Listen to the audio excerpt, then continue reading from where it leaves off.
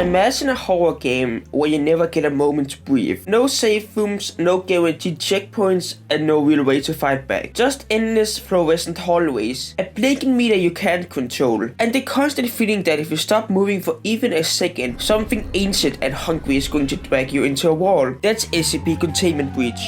By breaking almost every rule modern horror games are supposed to follow, it somehow became one of the scariest experiences on the internet. Legolas, real name Jonas Rikonen, I'm definitely pronouncing that wrongly, was likely born in Turku, Finland, according to a GitHub profile tied to his name. He later studied at the University of Turku. In his spare time, he would work on a game using an already dated game engine called Blitz 3D. And that's important, because Containment Breach didn't just adapt the SCP wiki into a game, it helped define what SCP horror looks and feels like. But this wasn't just some random indie project. It took a community built mostly on text and forum posts and turned it into this shared visual language. The white concrete walls, the flickering lights, the endless hallways, the keycard doors. In this video, I want to look at two things. I want to look at the unwritten rules most modern horror games quietly follow, and how Containment Breach breaks them, but somehow ends up even more terrifying because of it. Rule 1. You get safe spaces. Safe spaces is basically rooms where the game pinky promises that nothing bad will happen. Take Left 4 Dead 1 and 2 as an example. Every map has at least one safe area before you move on to the next map. You can get new weapons, restock on ammo, and the most important part, nothing can attack you in there, and nothing can get in there. Another example is Resident Evil. You walk into a room and see a table with a typewriter. That's when you know you're safe. The game even allows you to save your progress there. Now, hold on to that idea, because Containment Breach doesn't really do this. A door you just closed can be easily opened again with an SCP behind it, and if you stay too long in a single room, then Uncle Larry will appear right under you. Rule 2. Tension goes up and then down. Even if horror games want you to have high tension, it still must go down eventually. This is why many horror games have this swing effect where you get in a high alert state and then a relaxed state. Take Phasmophobia as an example. When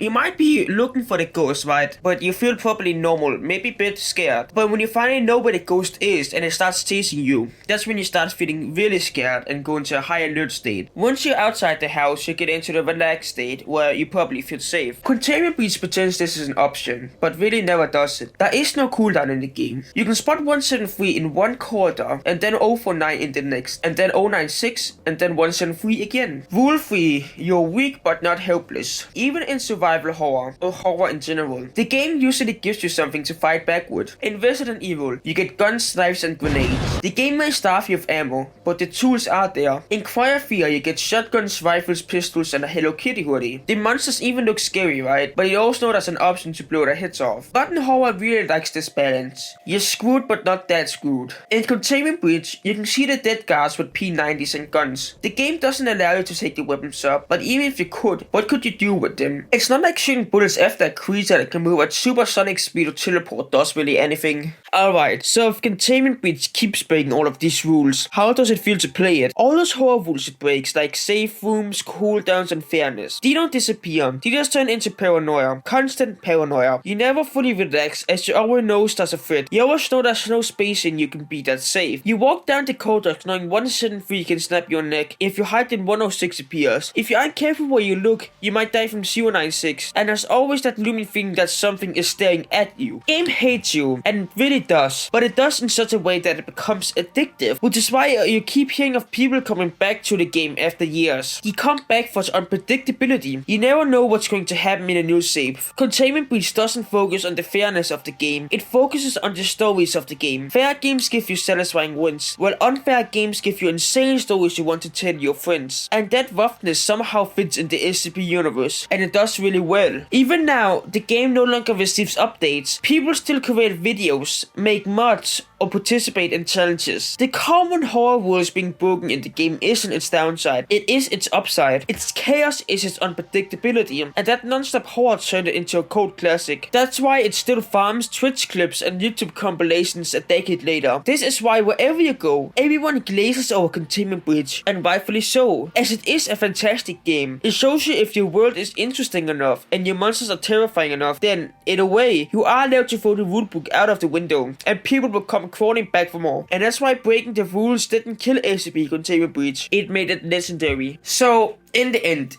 SCP Containment Breach shouldn't work, but still somehow does. It ignores the usual horror rulebooks, safe rooms, fairness, and clear patterns, and replaces it with constant paranoia, unfair deaths, and total chaos. But that's exactly why people still remember it. By breaking those rules, it accidentally nailed what real horror feels like. You don't feel in control, you don't feel safe, and you're never really sure what's going to happen next. And in a universe like SCP, that messiness doesn't feel like a bug. It feels like the point. So next time you're playing a properly designed horror game, ask yourself, is it actually scary or just fair? If you like this breakdown, consider subscribing so don't miss the next video, and check out the other SCP analysis on the channel after this.